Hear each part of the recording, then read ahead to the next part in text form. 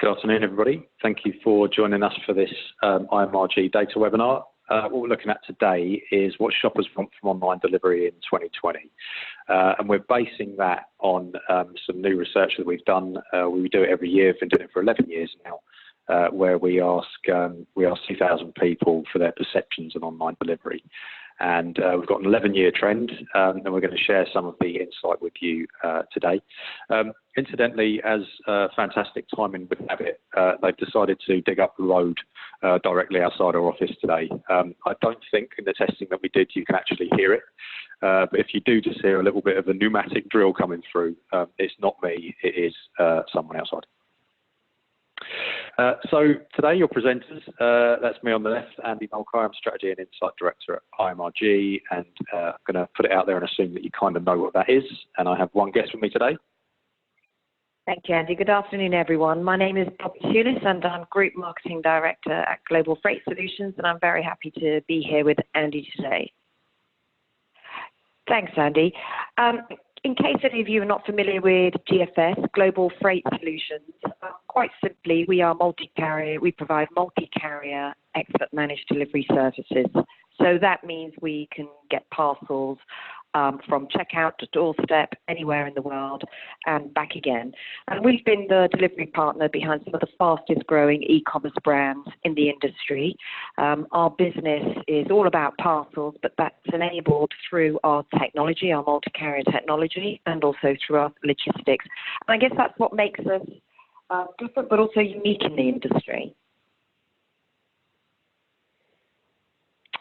So, as I mentioned, this is the stuff that you're going to see today is taken from the Consumer Delivery Review. I've been doing it for 11 years. GFS have partnered with us on it for the second year. It enables us to actually go out and do the research. And Marrow Matchbox carry out the research on our behalf to go and do it. And they've been doing it with us from the very beginning. Now, we asked 50 questions in this report, so there's a hell of a lot of insight in this. The report's going to be out at the end of October. This is a bit of a sneak preview, if you like, to give you some of the key highlights, I suppose. There is a lot more than what we're showing you, so if you have questions as we're going through, there's a facility on your, and I think you're logged into, there's a Q&A box, and you can just fire in questions to us. We'll probably mop them up at the end. So, in terms of what we'll cover today then, we're going to look at 11 different things that we've taken out as key points. As I said, there's about 50 in the main report, and then we're going to leave you with a few conclusions as to what we've kind of drawn from it. So to get started, the first part, Bobby. Thanks, Andy. And yes, like Andy said, you know, this report, the survey's been running now for 11 years, and from my perspective, it's definitely the most robust report out there. And if you are interested in delivery, such as we are, then this is the place to look. So we've been sponsoring this now for the second year because simply, you know, delivery is at the heart of everything we do, and we very much want to support anything that's going to give us valuable insights into what's changing in the world of delivery, and more importantly, in consumer expectations. So the first key takeaway that we're looking at here was a question around delivery and cart abandonment. So when asked for what reasons, when did people abandon carts, and what were the main reasons related to delivery for that? First and foremost, it was around the cost of delivery. So 70% of the respondents said that they'd abandoned a purchase at checkout because the cost of delivery, once added to the cost of the item, makes the overall cost too expensive. So overall cost of delivery is still the number one reason for cart abandonment. But very importantly, what we see is that close behind that, 45% of respondents said that one other reason why they abandoned was because of lack of delivery, convenient delivery options. So the delivery options offered were not convenient to me. And that's interesting because there is this myth out in the industry that if you don't offer fast or free, then people will abandon carts. And quite clearly, this is saying that, you know, convenience is a very important driver in that final decision making when they make their final decision. not just lack of a free delivery option. Yeah, what comes out from this, I think, we haven't got time to go into this in massive detail today, but getting that balance between free and fast and convenient, you can't maximise on all of those points. It's just not possible to do it. So while they do say that they abandoned because the cost was too much when the delivery charge was put on top, that is, of course, relative depending on the stuff you're selling. So if someone's buying something for £300 and then they find out they've got to pay £2 to get it delivered, it's not likely to push them away as pushing it over the levels of acceptability. But if they're buying something for £10, let's say, and they find out they've got to pay £3 delivery, then that does inflate it by a reasonable percentage. So it's just trying to find the balance, really. You haven't got to do free, you haven't got to do fast and absolutely everything all the time. You've just got to find out what works for you, and that's a tricky thing to navigate. Thanks, Andy. And just on that point, fast or free, the question here on this next slide, and key takeaway number 2, is around whether fast or free, if offered, would encourage the consumer to spend more than they originally intended. And as we can see on this slide, we see the 2 lines. The blue line is the trending for 28 is free, that they would spend more if free was offered. And the orange line below it is saying if they would spend more if faster delivery was offered.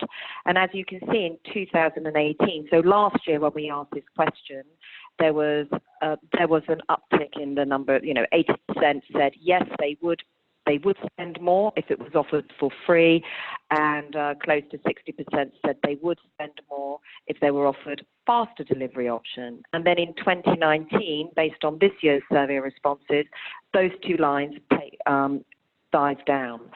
And what I would see in that, Andy, is really that it's not that fast or free is not as important. I think fast and free is losing its luster as a purchase incentive for customers, and I'd certainly see that as key takeaway number 2. Yeah, I think that the one that you see that plummets the sharpest there, the orange line between 2018 and 19, is the fast one. So they're not necessarily being encouraged to spend more because you're offering fast delivery. And I think the reason there is because lots and lots of retailers offer very fast delivery now. Next day delivery is is offered standard really by many. So it's not really a differentiator anymore. More on that in just a second. So the next point looks at delivery and repeat purchase. So the question in the survey was, will you buy again if the delivery experience was good? And as we can see on this graph, going back to 2012, we can see that up to the current 2019, that certainly the majority of people have said yes, they would. So back in 2012, almost 80% said they would certainly buy again if they had a good delivery experience. And that stands out very strongly. But over the years, we can see that trending down. But still, even at 2019, those that said that would buy again is still much higher than those that would say no, they wouldn't, or maybe. So what we see here is that year on year, that's been trending down. Not because being able to give your consumer a good delivery experience is losing importance. Far from it. I think what we're seeing here is how a good delivery experience is now being taken as a given, for granted. So key takeaway number 3 would be a good delivery experience continues to encourage repeat purchase. But don't be fooled in thinking that because it's trending down, it's not as important as it was. Because as we see in the industry, the inverse also applies. In other words, a bad delivery experience is certainly not going to get your buyer to come back. So you can't differentiate on delivery alone, I guess, anymore. And the standards have come up; they've equalised a lot.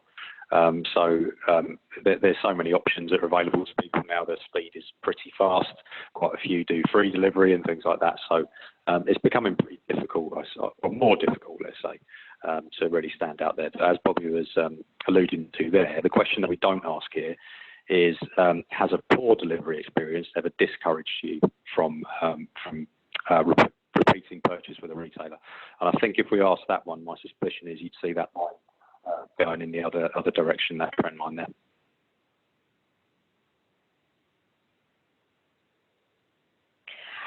So every year there's quite a section on click and collect. And the stat we've got here on this slide is that 82% expect click and collect to be free. So this is slightly lower than last year, but it does just reconfirm what the perception is around click and collect in the consumer's mind, and that the attitude really is that, well, the inconvenience of me having to leave my home and go to the store to go and collect my parcel is cost enough. So there's still a high level that will say, I don't expect to have to pay for this. However, something that is sort of seeping through in this year's report is that customers are less fussy about third-party locations, provided they are convenient. So they are happier, let's say, to go to a third-party location, provided it's free, but it needs to be convenient. So that theme of convenience continues to come through, and we'll see it continuing coming through in the rest of the slides. And something else that comes up a lot in the survey this year is the sort of unwillingness on the part of the customer to meet you halfway. So with this one in 2018, we asked about click and collect, would they be willing to pay anything in order to get a click and collect order? And there was an increase between 2017 and 2018, saying they'd be willing to pay £1. But then in the 2019 edition, it fell away completely, and they're just not willing to pay there. Same thing applies for environmental delivery as well. So if there was an option available that maybe that was reducing emissions and was maybe a bit slower and things like that, would they go for that? And they all say, yes, I would do that. But as soon as you say, how much would you be willing to pay to get that, perhaps to get the better packaging and things, they just say, I'm not willing to pay. They just kind of push the whole thing on you and expect you to sort it out, I'm afraid. Well, I guess that just reflects the increasing demands and expectations of your typical digital consumer. We're all digital consumers now, so that's not going to change in terms of expectations, just rising more and more and changing faster and faster. However, one thing that has remained consistent year on year is that when it comes to delivery location, the number one preferred location for where consumers want their parcels delivered is home. And that's been consistent year on year. What has changed slightly in this year is, as we mentioned before, is that more people are saying they would be willing to collect from the retailer's store. And that is linked again to convenience, because behind that they're saying that they can see the convenience of going to a store to collect their parcel, because they can combine that with in-store shopping. So key takeaway number 5 would be home delivery remains the most popular delivery location for UK shoppers, but collect from retailer's store is next best. It's quite a frustrating one, this one, because that, as you see with the orange line is 2019 and the blue line is 2018.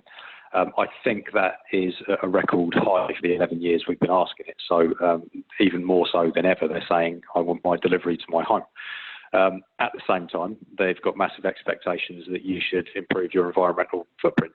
But they're not quite allowing you to consolidate orders. They want things delivered to their house quickly, not really willing to pay for it or anything. And they want more vans on the road, which they'll then complain about. So it's very hard to get a consistent picture when you ask so many questions. But certainly they're being a bit difficult, I think it would be fair to say, these people.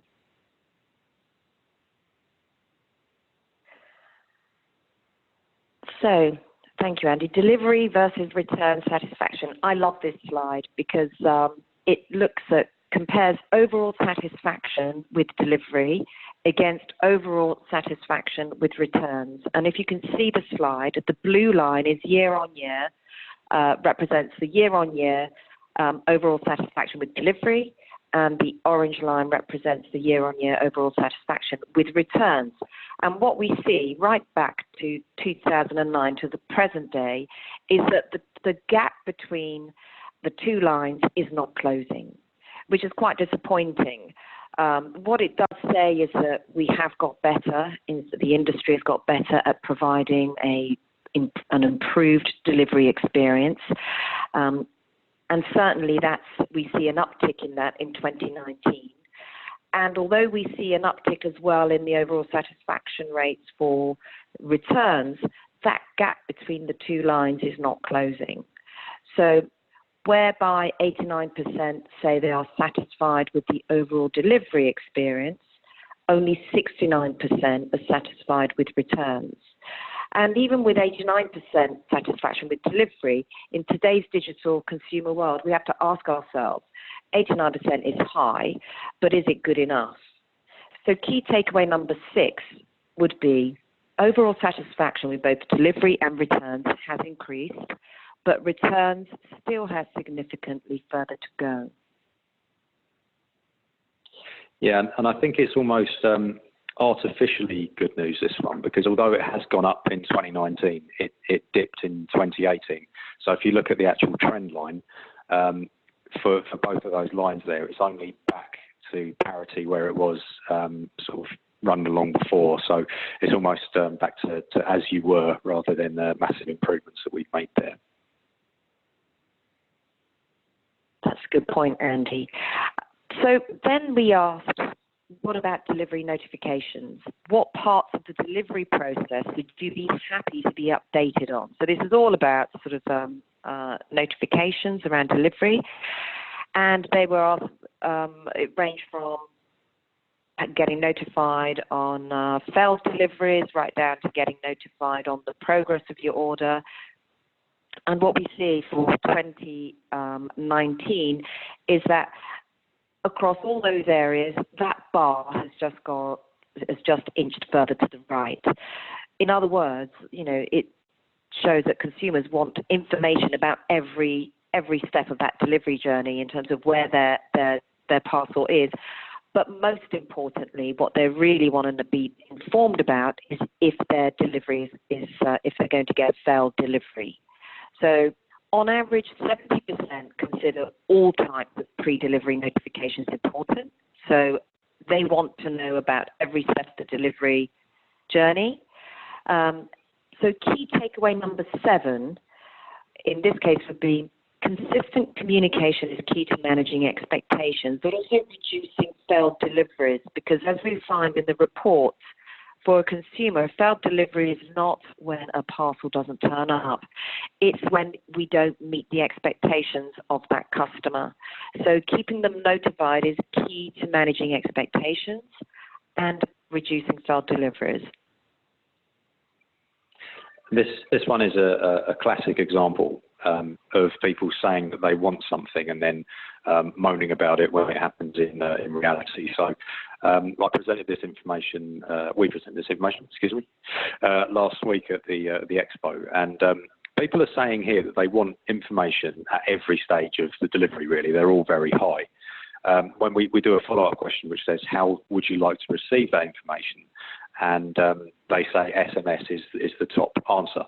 So normally with sending text to people from a business, it can be quite annoying if you're getting marketing stuff. But apparently on the progress of your order, that is seen as a bit more important. But we presented this information and someone put their hand up in the audience and said, we have notifications sent by SMS and people keep complaining that we're sending them too many texts. So, what can you do? Obviously, I don't know the ins and outs of exactly what's sent, how often they do it, what wording is, and all that kind of thing. But it just goes to show, really, that they may be saying they want all this stuff all over the place, but you obviously have to be a bit careful as to not spamming them almost about it.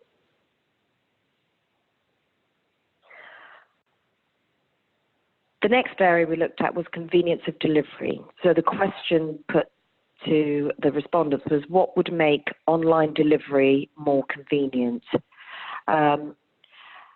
And similar to the question around what would you like information on, what would you like to be notified on, when we pose the question, what would make online delivery more convenient, basically practically everything. So access to online order tracking being the number one point, down to being able to select a third-party click and collect location.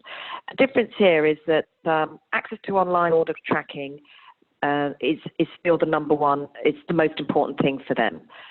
But consumers, really what they're reflecting here is that they want, convenience is really important, and just as information is really important, it's about convenience and control across the entire delivery journey. That's what we're seeing come through. And although, as Andy said, convenience is important, they do sometimes contradict themselves in that what changes this year is that delivery on Saturdays and Sundays seem to be less popular. So consumers want even more convenience and control across the entire delivery journey, but don't disturb them at the weekend. Yeah, and this is the sort of general theme really that I've picked up from the survey this year, I'm afraid, is this almost unreasonableness in the demands that they have. So they want you to keep them updated on the progress of it, and they want to make sure that they're going to get it first time and everything, but forget about sending it on a weekend or of an evening when I'm far more likely to be at home and not at work. So they want you to somehow get it to them at home when they're not there. And we do look at alternative delivery arrangements, alternative places to deliver it and stuff in the survey, so that information is in there. But I think that control point comes out loud and clear there, really. Both of those, the top 2 or 3 options, are up quite substantially, 2019 to 2018, so becoming more important to them. Certainly, it's about convenience and control, isn't it? When they want more information, they want more control about where their parcel is being delivered, at what time, what day, what they don't want. It's very clear. But then when we ask them the question around returns, so the same question, what would make returns service more convenient for you? In 2019, it is around, again, they're saying that they do want a lot of information. So that convenience around returns, around delivery also applies when consumers are thinking about return services. And the one piece of information they want to have without doubt, almost 92%, is confirmation that the return parcel has been received.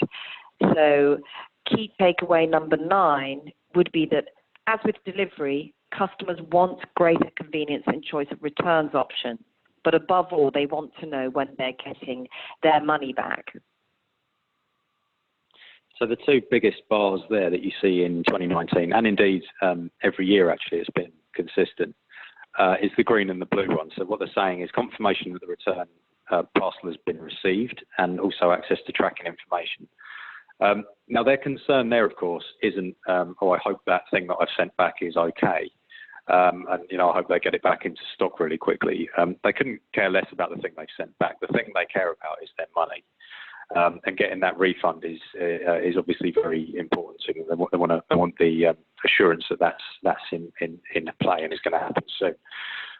It's quite an interesting point, that, because when we put our returns policies together, we do think, giving them the convenient options and perhaps listing that out and how easy it is for them and all that. Of course, that's important. But what they're kind of saying here is that the thing they're really bothered about is the refund. And it might be worth looking at your returns policy and thinking, have we got sufficient focus on the refund? Because that's the thing that they're really bothered about. And I think that's what comes through clearly, is that whereas, I think we've done a good job in being able to more or less meet delivery expectations, although there's always room for improvement. Returns is where there is still a gap, and therefore an opportunity to improve that and improve that experience, and therefore improve our sales revenues. And what's important also that we forgot to mention at the beginning is that returns is also coming up the ranks as one of the reasons why customers abandon their purchases at the checkout. So just as delivery options are important when that purchaser is making their final decision, do I buy or not, they're now also equally looking at what's the returns policy before I make my decision to buy. Perception of online shopping has changed. So this question is all around asking the respondents which option they think is more environmentally friendly, online shopping or high street shopping. And since the beginning of the survey started back in 2009, the response was always consistently shopping online is more environmentally friendly. But what we see in 2019 for the first time is that that perception has changed, and they're saying that shopping on the high street is potentially more environmentally friendly. So those two lines have now crossed, and shopping in the high street is now seen as more environmentally friendly. So key takeaway number 10, environmental concerns are starting to play on the shopper's conscience, but they don't want to have to pay extra to do their part for the environment. Andy, I'm sure you've got a comment on that. Well, you are correct. I mean, I think this one for me is the one that screams alarm bells.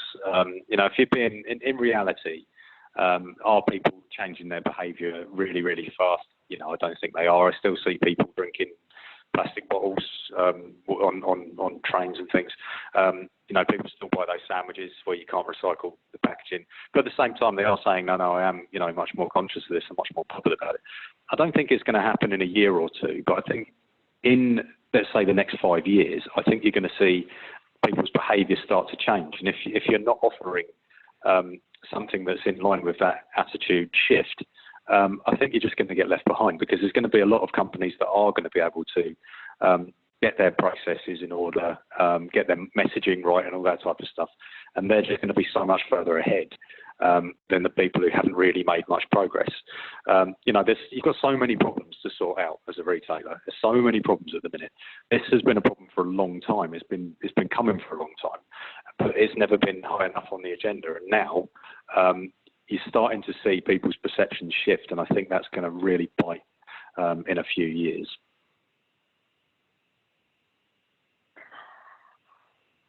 And back to click and collect, we alluded to this earlier. So the question that was asked in the survey was, when using click and collect or reserve and collect from the retailer store, what are the main reasons for you selecting that option? And whereas in the past it was predominantly because it was free, what we're seeing shifting is an uptick in those that are saying, yes, I would consider that option because it allows me to come in store and do shopping. So key takeaway number 11 is that consumers are now more open to combining in-store shopping with click and collect. So certainly an opportunity to maybe, introduce some incentives so that when customers do come into the store to collect parcels, they're more likely to then make another purchase once they're there. And I haven't got an absolutely aggregated bit of data there, but I've spoken to quite a few retailers about people's behaviour when they come in and buy stuff. To pick up a click and collect order. And generally speaking, I find the statistic is 10 to 15% of them buy something else while they're there, which isn't too bad really when you think about it. Nice little uptick in conversion there. So that is the kind of stuff that we're presenting today. There's just a few points I wanted to leave you with here, and then we'll answer some questions. You've just got a minute or two to fire one in if you have one. So the thing that comes through from this survey, and you'll see it when you get the report at the end of October, are just getting more and more demanding in terms of their expectations. I think we have created this monster. We've been very focused on their convenience, and now I guess we've got to deal with those expectations that we've set. It's getting harder to differentiate through delivery service, as we saw with the trend line over the last however many years. It's been coming down. So you've got to work harder in order to stand out. There are a lot of options now. You don't look massively different because you're doing something next day, or you've got free, or you offer free returns or whatever. There's lots of people who do that. So, where's the next leap coming through, I suppose? There's no blanket solution. So you can't just do, let's do fast or let's do free or whatever, and then that's kind of it. You have to work out what people respond to. It might take a few different options that you need to suit the different segments that you've got. Don't just throw everything at it, obviously, but you do need to think about how you're going to order this stuff. As I said, environmental performance, it's the new battleground. I really do think that that's going to build and collapse on us at some point on a massive wave. So you better start doing something really to be prepared for when people's behaviour actually changes rather than just their perceptions, which is where I think we are at the minute. And they want control over their deliveries. I think that kind of screams quite a few times that comes out actually. They want to have more control over the thing to ensure they're going to get it. And they've wanted that since day one, being brutally honest. But I guess there's just more ways that they can do it now. Thanks, Andy. So if we were to now boil it down, so we've gone through the key takeaways, so 11 of those, and Andy just gave us a nice summary. We want to leave you with top three pointers for you to sort of consider when you're looking at your delivery proposition, but also your returns proposition. The first one is convenience. So convenience and controls come through strongly. Convenience of delivery does trump fast and free, contrary to a lot of industry sort of myths, but this requires giving customers a wide choice of delivery options to pick from, because you can't second guess what's going to be convenient for your customer at that point in time. So give them a wide choice of delivery options, allow them to find the one that's convenient for them. Secondly, communication throughout the delivery journey is vital for managing customer expectations and reducing failed deliveries. And then lastly, delivery and returns deserve attention in equal measure. Do we have any questions there, Andy? Yes, got a few there. If you want to, you could probably still got a minute or so to fire them in if you want. So one asking about do we have stats to advise in earlier years what percentage surveyed expected click and collect to be free? We do have that. What we've done is we've asked over the years, I think we've been asking it for about 5 years or something, how much, whether they'd be willing to pay for click and collect, and if so, how much. That trend line will be in the report when we publish it. But I think that £1 and £2 has sometimes gone up a little bit in various years, but this year it did rather fall back a little bit. Someone just asking if we can share the deck. We can send this deck to you afterwards, and the report will be out at the end of October. And there's a question about delivery passes. Subscription. Yeah. So next day delivery. Is that the way forward? So I do have a view on that. It's the thing that brought this in, of course, is just like with all things that come in. Amazon do it, and then they do it really well. But they've got a package that offers music and film and all kinds of things. So you get loads of stuff with Amazon Prime. And then, of course, other retailers have tried to kind of throw this to try and catch up with them. So that $9.99 thing that you've seen on quite a few sites, quite a few have gone towards that. ASOS have had problems with it. You may have seen in the media. So they tried to up the price a bit, and then they've had to backtrack on it a bit. There's others I know that have offered it, and then they've not been that impressed with the results, because it's this problem that you get with people where if they feel like they've paid for something, then they feel the entitlement to almost an obligation to use it a lot. So what happens is they use it to buy cheap stuff or stuff that's heavily discounted, and then you have to deliver it for free, and they might return it as well because you've probably got a free returns thing built into it. So it's not always proving to be the most profitable thing, as smart as it might seem to just get 10 quid out of everyone to basically do free delivery. I'm not sure it is necessarily translating to be that good in practice. I think our perspective on it would be that we did see a lot of it across the industry to begin with, but now that it's become more tempered, meaning that, as you say, Andy, it can backfire and end up being quite costly on the bottom line if you're offering free delivery and also returns. It can drive the wrong behaviours too. So, for example, if you're offering free delivery, but you're not offering returns, then you're actually And what we're seeing changing is how it's still there. There's still a place for it, but selectively. So using it as an incentive maybe for your most valuable customers or certain purchases. Thank you. Yeah, I've got just one more question, I think, which is asking if there's any studies that show how sustainable in-store shopping is versus online shopping. So, I mean, they're kind of not that I know of that compares the two and looks at giving you really nice quantifiable data, but I have seen a study that came out a couple of years ago from the RAC that looked at how online was contributing emissions and vans on the road and things like that. And actually, the data that they crunched, it came to the conclusion that online isn't actually that bad. So the number of vans on the road, because sometimes the media kind of blame Amazon for causing road jams and things in London, and actually the numbers don't really find that. They found something like 1.5% of traffic in London is because of online deliveries or something like that. So it's actually a very small percentage. But that isn't really the important point here. The thing that we're tracking is perception. And I think that there is a perception among people, a growing perception, that online and just retail generally actually is bad for the environment. And of course, there's a lot of stuff in the media all the time. And just, people do know that if there's more parcels going around, there must be more vans. So they just have that kind of perception. So yes, I think that's all the questions we had there. I just have a few things to flag up to you here. So as we mentioned about that report, it will be available at the end of October, so look out for that one. We'll send it out to everybody if you're a member of ours. But we also have a book there. Yeah, if you would like some more resources, we do have a free ebook which is on how do you boost customer experience and grow online sales with delivery. You can download it from our website. So hopefully that'll be useful for people too.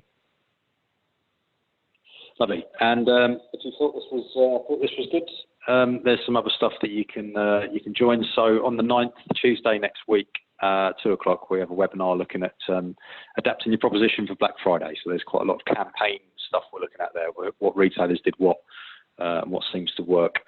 We also have a data breakfast on the 24th where we're looking at how you can secure your share of sales over Black Friday 2019. So we're looking at who's doing well, who's not doing well, and what might happen over Black Friday. And happily, we have a Christmas party on the 12th of December, 2:30 to 5:30.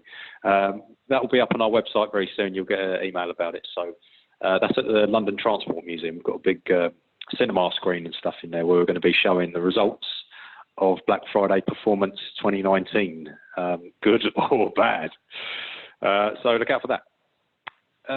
Did the questions. So that's it. So thank you very much for joining us today. That's my details, and also Bobby, if you wanted to contact us about anything, and we'll send you the slide deck afterwards. So thank you very much for being here with us. Thank you.